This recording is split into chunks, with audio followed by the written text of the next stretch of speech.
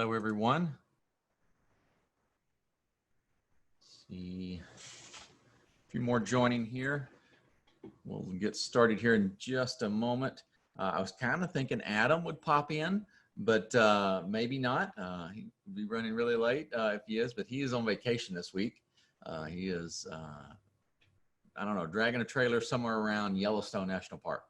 So I've been keeping an eye on that, make sure the volcano's not going to explode or something on him while he's out there. But I'm glad he's getting some time off. So I do appreciate everyone for joining us today. We'll go ahead and jump right in. It'll probably be pretty short. So this one will give you a bit of time back on your calendar. So we want to talk about just a few things right quick. The new stimulus options that I don't know if you guys have seen or in following that, there does seem to be a bit of resurgence that we're hearing about from our own experiences at Virtual C, as well as some of our clients' experiences. So we're getting, information in. There is some new stimulus dollars. They're a little bit harder to find. They're often more metered out or, administered by local entities. So Virtual C being a Nebraska company, we're part of some of that, and Nebraska has some. They're actually federal dollars, but the state of Nebraska is administering the distribution of that. I was sitting on a board meeting earlier this week for a nonprofit, and they were talking about a little bit of money that they were able to get from the county that they're operating in. So I think there's some funds out there. We say this to, to encourage you as your business to look for those, to see if there's some things that can help you out there, but also be a resource for your clients. Pass along any information you hear about that.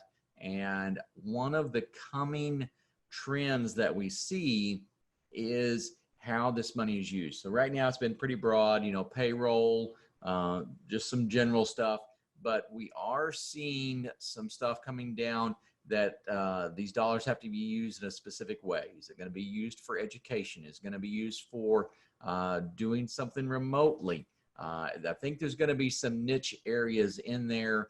I think there's some similarities in this back to the E-rate business, which I've kind of been out of things for a little while. I don't think E-rate is quite as big as what it used to be, but I know at one time there was a lot of money for IT service providers to help out entities that qualified for E-rate.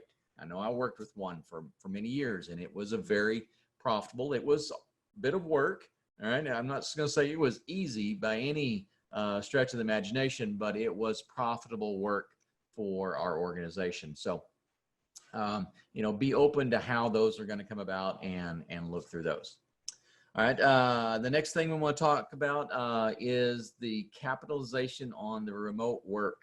Again, a recurring theme, but I want to just take another brief moment to emphasize that and encourage you guys to stay on top of that. We are hearing again, this is kind of becoming a little bit of a recurring song. It's a good thing though. We are hearing a lot of various clients saying their customers are totally open to remote meetings. I know a lot of you were very hesitant, as mid-April, early May came around, you were very hesitant to schedule those QBRs. I heard conversations, I had conversations with many of you about that specifically, and you're saying, I'm just going to kind of play it by ear. I'm going to wait a little bit. We may be opening back up, or we may have a chance to meet, or we may just push it out one. And I'd say ultimately that's probably not the best route to go. I would encourage you to go ahead and press ahead with those and get those meetings scheduled, even if they are virtually, but to kind of reinforce that and help give you guys a little, hopefully support in this. We are hearing that a lot of clients are just totally fine with it. Schedule that big strategic meeting, invite the CEO, the CFO, and, the president of the company that, is out of the office 99% of the time. Invite them all to a virtual strategy session and kick it off. So I said, we're seeing a lot more traction, a lot more buy-in in that. And, we were talking with someone on our podcast just a little while ago, and they were saying that, just a few months ago, had they scheduled a meeting with someone in the same town, it would have been a totally different reception than if they scheduled with someone from, oh, it's from Sweden.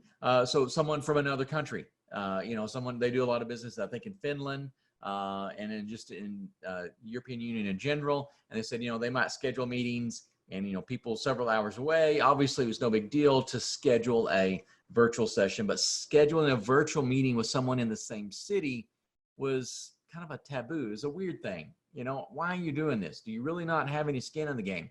But obviously the cultural shift has happened, and now, scheduling those meetings with someone just, well, their office may have been 2 doors down, but, now maybe who knows where you're living at, but, scheduling that right away is, I think going to be a value to you, and get in front of them, even virtually, is going to provide a lot of value.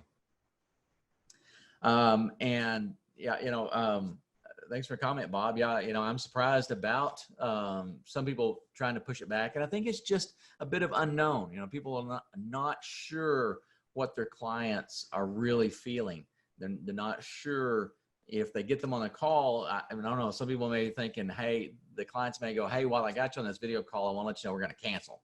And, I don't know if that's going to happen, it's going to happen. But I don't really foresee you with any downsides in not scheduling this.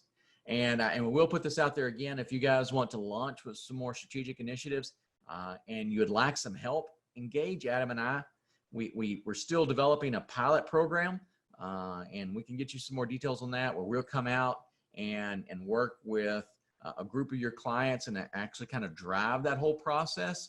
But even if you don't want to go down that road, if you just want to use us ad hoc and get us in and help us drive a strategy session, Adam and I are more than happy to help out on that. So hit us up at coaching@virtualc.biz, and we'd really like to help you out with that in any way that we can.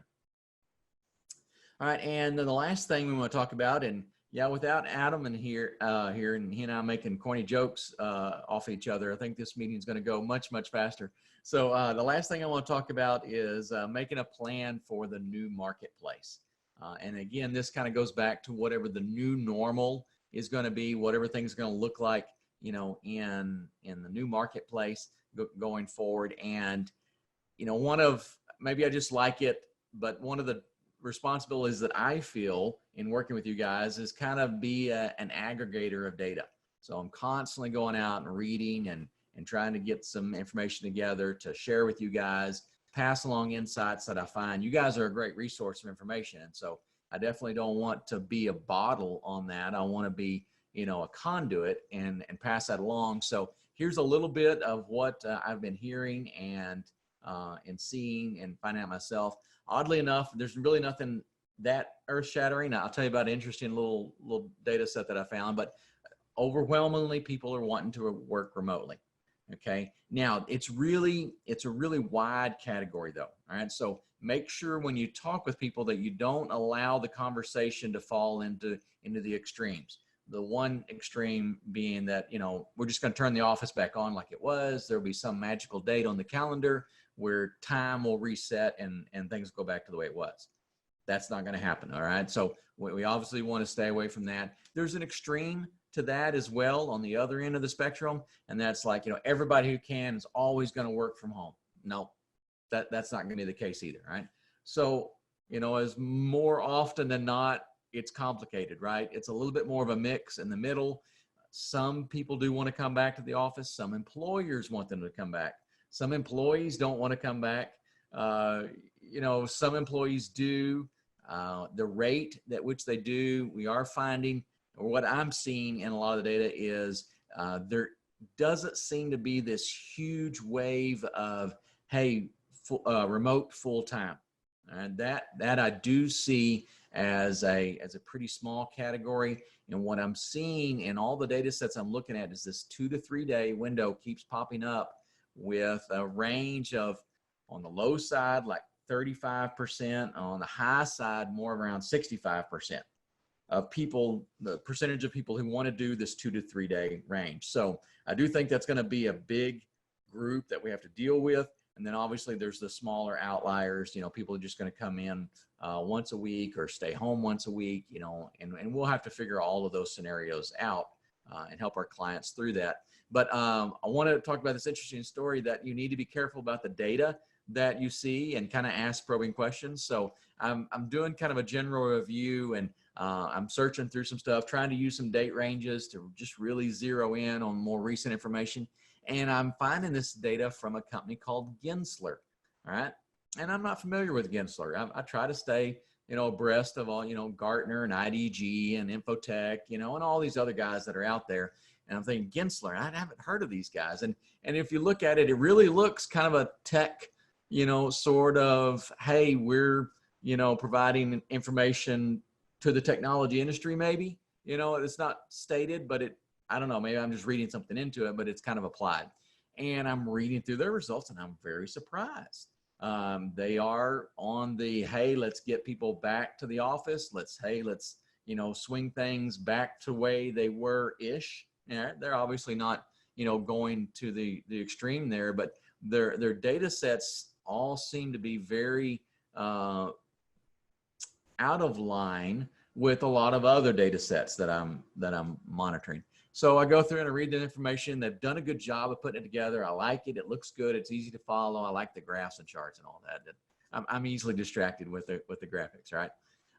So I take a moment though and go, Gensler, let me look a little more into these guys. Well, they are an IT industry company. And guess what they do? They're an architectural firm. All right. So they're all about building office spaces, about remodeling office spaces. All right. So yes, that is going to be their perspective, and that's where they're going to focus on. So as you come across this data, just always remember, who are we getting this from? What's the context and how that comes down? Also keep in mind the demographics I was talking about. There's a lot of big business talks, Silicon Valley, they pop in a lot of the headlines. I think Twitter is one of the big ones who's, they've put it out there for their employees. They've said, hey, if you want to work from home, that's fine indefinitely. I mean, it's official. You can work from home indefinitely. You do not have to return to the office ever. And so, but that's Twitter, right? That's not our companies. That's not our customers, right? So when we talk about those things, we do need to keep the context relevant to our clients. And so drill into that a little bit. I think sharing some of this with your clients is good too, because some of your clients need to hear this from somebody else. Many of them are getting some of this data. They may be seeing the same, major news headline that says, hey, Twitter's going to leave everyone at home. And they're going, wow, really? Am I supposed to do that? In my 10 users, my 50 user company, are we supposed to leave everyone home? That doesn't sound right. And when you come back in and go, yeah, no, that's not really the way, a lot of people operate. And it's a complex, answer to that. And then we can begin to help our clients work through that process. So again, it's all about having conversations, not presentations. So, if you put down a map and say, hey, this is how you need to lay out your network, we've got a calculator that, can tell us how many employees are in the building, and we can use their ID cards to track, where they're at and their distance from everybody. There's a technology fit for that, but it's not going to be a one size fit all, right? So talk to your clients, have that conversation with them about how that's going to work, what technology they want to do. Some of it's going to be very, very new to us. And one of the things that I'm starting to track, and I'm trying not to let myself get sidetracked, because my engineer side wants to really go down the rabbit path on this, but it's these infrared cameras, right? So that, you put it, either mapping a room or you're looking at traffic coming in and out of a building, and it's reading temperatures. How accurate is that? What's the false positives rate? I really want to dive into that. I'm trying not to, because it just sounds like a rabbit hole for me. But, where's that going to fit? I just have a really strong feeling that that's going to become a thing, right? Not a thing for everybody, but it is going to become a thing for some industry. Some group of businesses are going to adopt these infrared cameras, and they're going to make use of this data. So how do you start that? You know, I don't know. You know, if I were still working in MSP, I'd call Ingram, right? I was a big Ingram micro partner. You know, we leverage those guys for everything. And I would call them up and say, hey, give me your sales pitch on this, you know, because they always had a sales pitch for something. And if nothing else, it was just gave me a little bit of information. I had a little bit of context, and I'd already made the initial contact so that if I did go out and visit with a client and found a client who was really up on this, you know, then I can go back and say, hey, I've got some more information. You know, I need you to run with this. Let's put together a proposal. Let's get the vendor and let's get the customer together on a call. Let's work some of this out. So start that ball rolling. You don't have to go do all the work. I mean, you may burn a lot of hours if you try to do all the work, you know, ahead of time. So I'm not saying that at all. I'm saying just go ahead and kind of crack the door open on that a little bit. Dip your toe in the water, whatever analogy you want to use, but get that opened up just a little bit to start with, be prepared to start with your clients going down those paths and having those conversations. All right, guys. So I made it to 20 minutes. That was really my goal. Actually, I started a little late now that I think about it. So I don't know, but we're going to call it good. Again, it's kind of funny here without Adam and I to give each other a hard time. We are kind of running this pretty shy, but I do encourage you guys to reach out to us. If you got any questions, coaching@virtualc.biz. We are always here for you guys. We really do like being a sounding board as well. We enjoy that. All right. So, I mean, I know I do. Adam has told me as well, but, you know, pop in on us and let us, you know, bounce some ideas off you, work some things out. We can provide a little hands-on even if you need in some of your reports. But we're available and here for you guys to help you make use of the resources that we have and capitalize on the engagements with your clients. So with that, we'll sign off and encourage you guys to check in on the podcast. I forgot to mention that. We've got this week, it is Kevin Spanner from Australia, one of our HIT members. And so we're glad to have him on. And we'll be continuing next week, I believe, is Penny from, I just went blank on. I'm sorry, Penny. But it's our Canadian, one of our Canadian HIT members. And she has a great program that she's really leveraging this remote work connectivity and I think really taking the opportunity to dive in and, you know, seize the opportunity, so to speak, at this time. So again, with that, I'll sign off with everyone and we look forward to seeing you next week. And hopefully we'll get some campfire tales from Adam on his vacation this week. Thanks, everyone. We'll see you later.